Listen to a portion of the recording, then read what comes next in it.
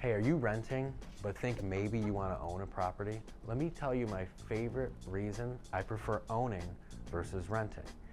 That's equity. You know, a lot of people throw that word around. I don't think they really even know what equity means. Equity.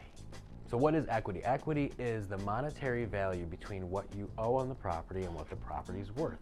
So for example, if you owe $200,000 on a property, but it's worth $250,000, you have $50,000 worth of equity.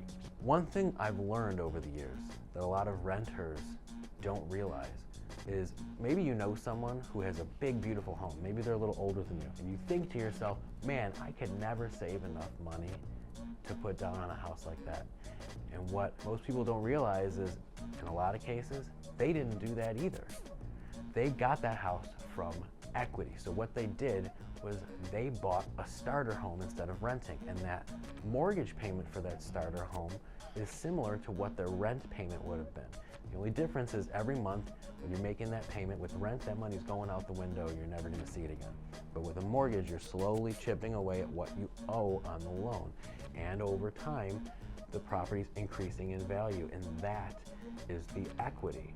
So when the time comes, maybe they need a bigger house, they're starting a family, most people don't dip into their own savings to buy that second property. They sell their home and they use the equity built in the first house to put down on the second house.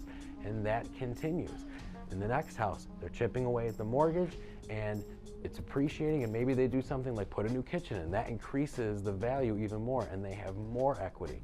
And then they can put that down on the next house, and so on and so forth. And that is why I prefer owning over renting. The power of equity is something you'll never have when you're renting.